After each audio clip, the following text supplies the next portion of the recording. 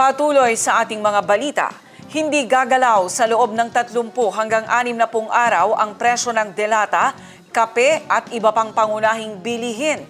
Ito'y matapos magkaisa mga manufacturer ng mga pangunahing bilihin sa bansa na hindi magtataas ng presyo sa susunod na 30 hanggang 60 days sa kabila ng patuloy na pagtaas ng presyo ng produktong petrolyo.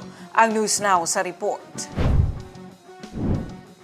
Nakiisa ang mga manufacturer ng mga pangunahing bilihin sa bansa na hindi magtataas ng presyo sa susunod na 30 days hanggang 60 days sa kabila ng patuloy na pagtaas ng presyo ng petrolyo ayon sa binaging report ng Radyo Pilipinas. Sa isang pahayag mula sa Department of Trade and Industry nitong Martes ng gabi, kinumpirma ni Trade and Industry Secretary Maria Cristina Roque na nagpulong sila ng 21 manufacturers noong Lunes upang siguruhin ang katatagan ng presyo ng mga basic at prime commodities ayon pa sa report. Kabilang sa mga nangakong mananatili ang presyo sa loob ng 30 days ay ang sardinas, tinapay, bottled water, sabon, condiments, processed meat at kandila. Samantala, may mga brand naman na nangakong hindi magbabago ang presyo sa loob ng 60 days, gaya ng Lucky Me, Homey, Argentina, Swift Premium, Wow at Shanghai.